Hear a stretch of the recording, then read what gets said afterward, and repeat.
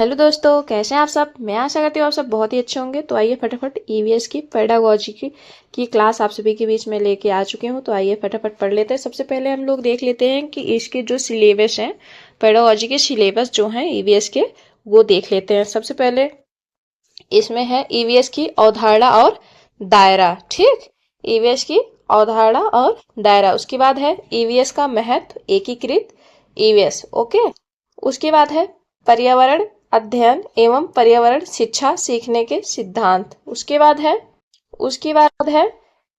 सीखने के सिद्धांत। उसके बाद है विज्ञान और सामाजिक विज्ञान का दायरा और संबंध। उसके बाद अवधारणाओं को प्रस्तुत करने के दृष्टिकोण, गतिविधियां, प्रयोग, व्यवहारिक कार्य। उसके बाद चर्चा। उसके बाद है सीसीई जो बहुत ही इम्पोर्टेंट है। उसके बाद शिक्षण सहायक सामग्री। उसके बाद समस्या।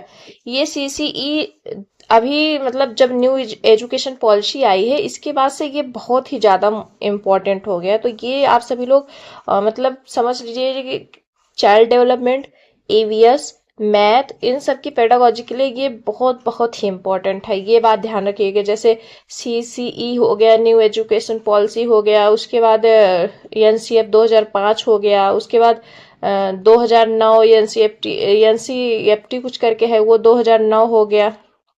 ये सब बहुत ही इम्पोर्टेंट है जो कि पेडागोजी के पोर्शन में आते हैं। तो मैं सभी धीरे धीरे मतलब आप सभी लोग परेशान मत होइएगा, मैं धीरे धीरे सारी क्लासें अपलोड करती जाऊंगी। थोड़ा मेरा भी काम रहता है इसलिए मैं थोड़ा मतलब नहीं रेगुलर कर पा रही हूँ। आइए देख लेते हैं। सबसे पहले भारत के दृष्टिकोण से भारत का हर प्राणी परिवार का हिस्सा और हर प्राणी वस्तु एक दूसरे पर आश्रित है। ये आप सभी लोगों को पता है। ठीक, हर धर्म में प्रकृति की पूजा होती है, ध्यान रखिएगा। सबसे मेन पॉइंट इम्पोर्टेंट, ये भी बात आप सभी लोग ध्यान रखिएगा क्योंकि मैं इसमें जो भी लेकर के आऊंगी मोस्ट इम्पोर्टेंट, मेरा ये नहीं है कि मैं 2-4 महीने कोर्स चला करके आप सभी लोगों को कवर कराऊं। आप सभी लोग कमेंट्स करके बताइएगा, या तो फिर मेरा टेलीग्राम चैनल है wifi learners nurse point wifi learners point, ये टेलीग्राम चैनल है। उस पे आप सभी लोग जुड़ जाइएगा।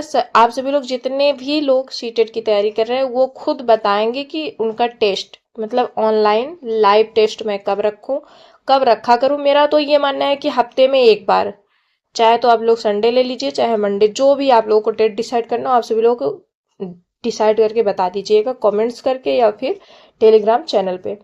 तो आइए सबसे पहले देख लेते हैं क्लास फर्स्ट और 2। ध्यान रखिएगा, क्लास फर्स्ट और 2 ईवीएस की कोई बुक कोई किताब नहीं होती है। ध्यान रखिएगा, आप सभी लोग जो भी पढ़े हो, चाहे यूपी बोर्ड से पढ़े हो चाहे सीबीएसई बोर्ड से, ठीक, ईवीएस की कोई किताब नहीं होती है अलग से, बल्कि हिंदी इंग्लिश मैथ, ध्यान रखिए क्या दिया है, हिंदी इंग्लिश मैथ के माध्यम से ईवीएस की शिक्षा दी जाती है। वहां पे पूछ लेता है, जैसे कि 2021 में मैंने जब एग्जाम दिया था तब ये क्वेश्चन आया भी था।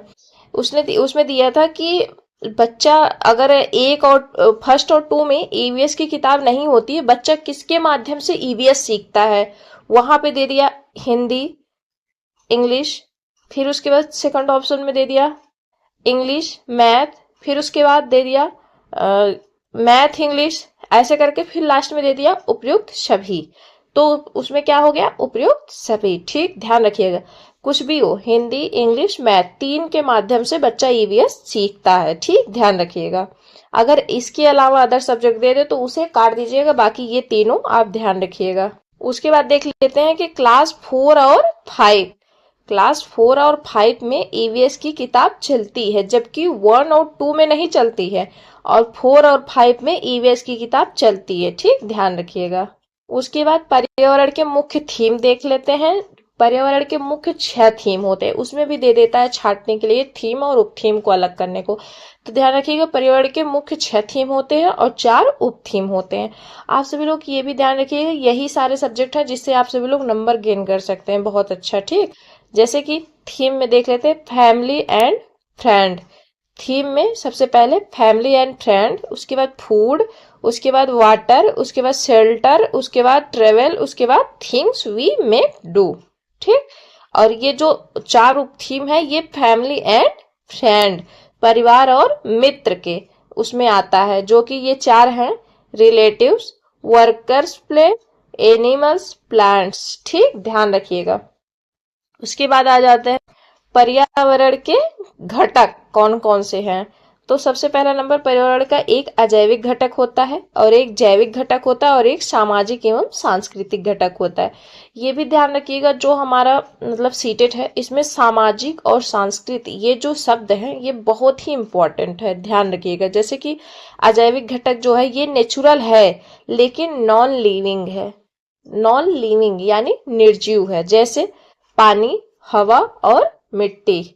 उसके बाद जैविक घटक ये नेचुरल है लेकिन नॉन लिविंग नहीं है, लिविंग है, मतलब सजीव है, जैसे पेड़ पौधे, ध्यान रखिएगा। उसके बाद आ जाते देख लेते हैं थर्ड नंबर पे है सामाजिक व सांस्कृतिक मूल्य, जैसे मूल, परंपराएं, वेशभूषा, खान पान। ये ऐसे दे देता है ना बच्चों के विकास के लिए ये इम्पोर्टेंट है कि नहीं, ये सब चीजें बहुत ही महत्वपूर्ण होती हैं। और ये एक और मतलब सीबीएसई का मैं फेवरेट क्वेश्चन बताती हूँ, जैसे उसमें जब छोटे बच्चे का आप मतलब प्राइमरी का आप पेपर दे रहे हो और आप बैठे हो पेपर देने, तो आप ऐसे लॉजिक लगाइएगा, थोड़ा लॉजिक से भी आप सभी लोग काम करिएगा। जैसे कि अगर छोटे बच्चों से रिलेटेड पूछ रहा मतलब प्राइमरी लेवल का आप पेपर दे रहे हैं, तो आप हमेशा घर में छोटा बच्चा तो आप सभी लोगों ने देखा ही होगा, उसको बढ़ते हुए भी देखा होगा, हमेशा आप छोटे बच्चे के अकॉर्डिंग ही सोचिए। जैसे अगर उसमें दे दिया कि बच्चा त्रुटियां कर रहा है, तो ये नहीं कि वो निगेटिव में चला जाएगा, बच्चा त्रुटियां कर करके ही बार बार तो सीखेगा। वो निगेटिव में आप वर्ड नहीं डाल सकते हैं कि आप वहां पे गलत करते हैं, क्योंकि आपने घर में देखा होगा कि बच्चा कोई भी चीज सीख रहा होता है उसे 10 बार तोड़ेगा, 10 बार गिराएगा, तभी तो सीखेगा। ये बात ध्यान रखिएगा। उसके बाद आ जाते देख लेते हैं प्राथमिक स्तर पर पर्यावरण अध्ययन के शिक्षण अधिगम के उद्देश्य एवं क्षेत्र। आइए देख लेते हैं। जैसे कि उद्देश्य एवं क्षेत्र जो है ये सकारात्मक आवृत्तियों, मूल्यों एवं प्रथाओं, जैसे कि धरती पर जीवन की रक्षा, प्यार, अपने और दूसरों की देखभाल, प्राकृतिक संसाधनों का संरक्षण, सामूहिक अधिगम की प्रशंसा, अपनेपन का भाव, सामाजिक दायित्व, संस्कृति के महत्व को समझने का विकास भी करना। ठीक, उद्देश्य को पूछ रहा है। उसके बाद पर्यावरण की गुणवत्ता बढ़ाने के लिए सकारात्मक तथा अनुकूल क्रियाओं की शुरुआत करना, ये भी आप सभी लोगों के लिए प्लस पॉइंट है। उसके बाद संरक्षण की नीतियों को बढ़ावा देना तथा पर्यावरण को बढ़ावा देने वाले स्वभाव एवं आदतों को अपनाना। ध्यान रखिएगा क्या दिया, संरक्षण की नीतियों को बढ़ावा देना तथा पर्यावरण को बढ़ावा देने वाले स्वभाव एवं आदतों को अपनाना। ठीक, उसके बाद आ जाते देख लेते हैं। जैसे कि यहाँ पे पूछा है पर्यावरण अध्ययन की निम्न खास विशेषताएं क्या हैं। ठीक, आइए विशेषता देख लेते हैं।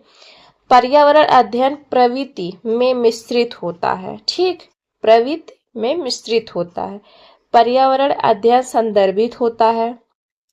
पर्यावरण अध्ययन बाल केंद्रित होता है। हमेशा जब भी आप प्राइमरी का पेपर दे रहे हो तो आप बच्चे को रिलेट करिएगा। जैसे पहले ऐसा था कि शिक्षक केंद्रित होता था, लेकिन अब मतलब बाल केंद्रित, आप बच्चों को ही ध्यान में रख के शिक्षा दी जाती है ना, ध्यान रख के बच्चों को ही तो शिक्षा दी जाती है, बच्चों को ध्यान में रख करके ही सिलेबस बनाया जाता है और सारी चीजें होती हैं। देख रहे हैं पहले तो इतना नहीं रहता था, जब हम लोगों ने पढ़ाई की होगी तो इतने टीएलएम, इतने चार्ट पेपर, इतनी मतलब सुविधा नहीं थी।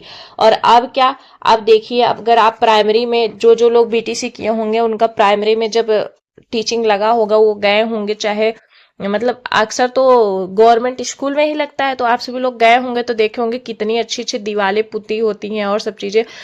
वो क्यों की गई हैं, वो बच्चों को ध्यान में रख करके ही बनाई गई हैं। क्यों बनाई गई, क्योंकि बच्चा उसको देख करके, जैसे बच्चा देखेगा इंटरेस्ट लेगा तभी तो पढ़ाई करेगा, नहीं तो बच्चा ऐसे बोर होने लगता है।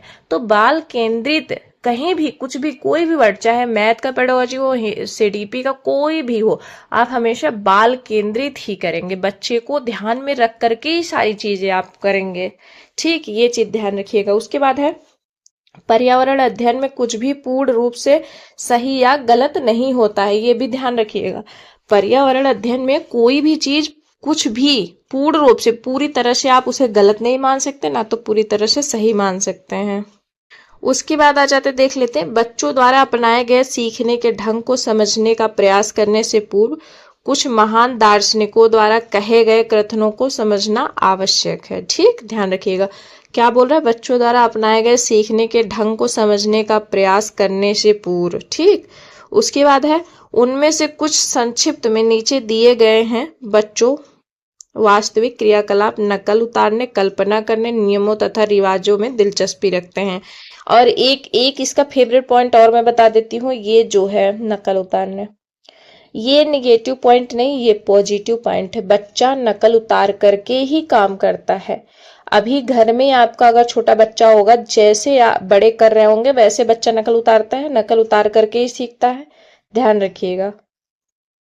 आज की वीडियो मैं यहीं तक बनाई हूँ, बाकी मैं नेक्स्ट वीडियो अपलोड करती रहूंगी। बाकी आप सभी लोगों को अगर वीडियो अच्छी लगी हो तो जरूर फीडबैक दीजिएगा, आपके फीडबैक से ही मुझे मोटिवेशन आता है। तो मैं उम्मीद करूंगी कि आप सभी लोग मुझे फीडबैक जरूर देंगे और बताएंगे कि क्या और इसमें मैं ऐड करूं, कि कैसे करूं कि आप लोगों को इंटरेस्ट आए और आप लोग अच्छे से पढ़ाई करें। मैं चाहती हूँ आप लोग सीटेट में बहुत अच्छा नंबर ले आए, और मैं खुद खुश हो जाऊंगी कि मेरे पढ़ाए हुए स्टूडेंट सीटेट क्वालिफाई किया और इतने नंबर से। तो एक टीचर यही चाहता है ना अपने स्टूडेंट से।